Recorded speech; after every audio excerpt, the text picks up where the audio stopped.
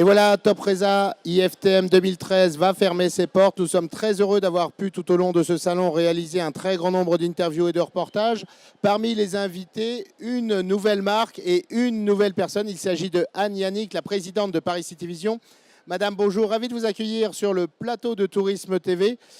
Vous avez complètement reconsidéré le positionnement de vos marques pour mettre en avant une seule entité, Paris City Vision.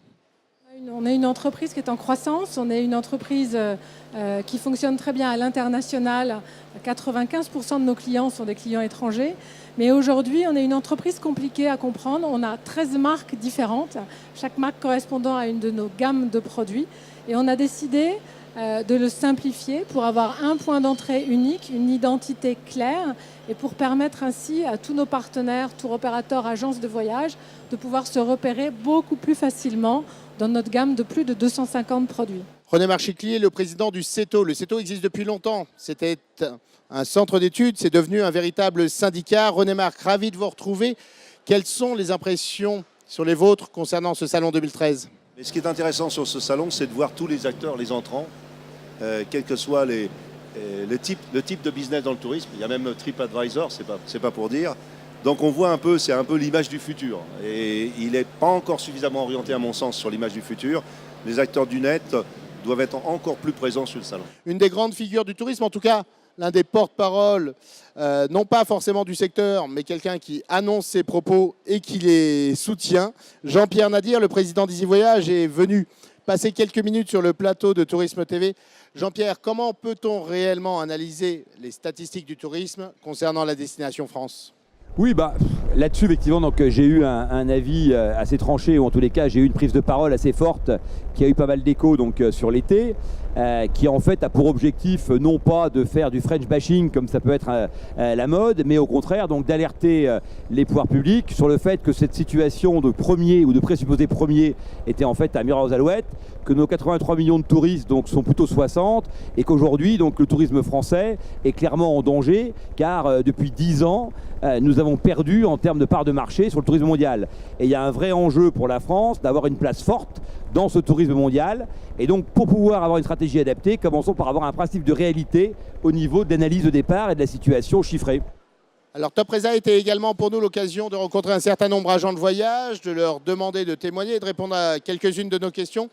C'est ce qu'a accepté de faire Pierre Doucet, gérant de l'agence Terre d'ailleurs, qui est basée dans le Berry. Pierre, comment évolue votre métier ? Effectivement, il y a une évolution au niveau de l'attente des clients dans le sens où aujourd'hui, chacun veut un voyage sur mesure. Chacun attend son voyage. Et c'est en ça qu'une agence de voyage indépendante comme la nôtre peut répondre à ces attentes. Ils ont directement ce qu'ils veulent, avec des attentions particulières. Pas forcément quelque chose qui sont dans des brochures, mais quelque chose que nous créons avec nos clients. Autre agent de voyage, Bénédicte Lebrun, directrice de BLB Tourisme, située, elle, en Bretagne. Bénédicte, comment vous voyez l'évolution de vos métiers ? Eh bien, quel que soit le secteur, je crois que nous avons un gros travail à faire pour nous adapter à la demande de notre clientèle qui est de plus en plus, quel que soit effectivement le type de voyage lié au sur-mesure. Il est clair que maintenant, on ne se contente plus de distribuer, on fait, on fabrique, on adapte, on affine, on fait dans le détail, on fait vraiment de la haute couture. Cette 35e édition d'IFTM Topresa a été l'occasion de la première Travel Agent Cup. Il s'agissait d'élire le ou la meilleure agent de voyage de France.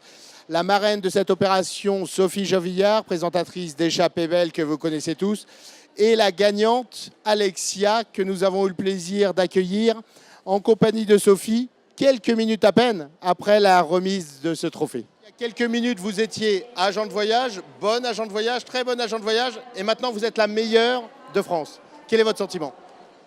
Alors, je ne sais pas si 5 minutes suffisent pour déterminer la meilleure agent de voyage de France. En tout cas, moi, ça me fait très plaisir d'avoir remporté ce trophée. Et je garderai un super souvenir, du coup, de ce Topresa. Sophie, vous avez été la marraine de cette première édition. Comment l'avez-vous vécu ?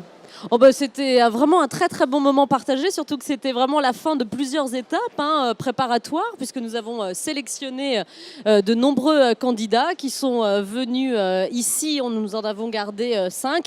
Alexia est une digne en effet représentante de tous ces candidats qui ont vraiment joué le jeu, qui se sont énormément investis dans cette première Travel Agent Cup.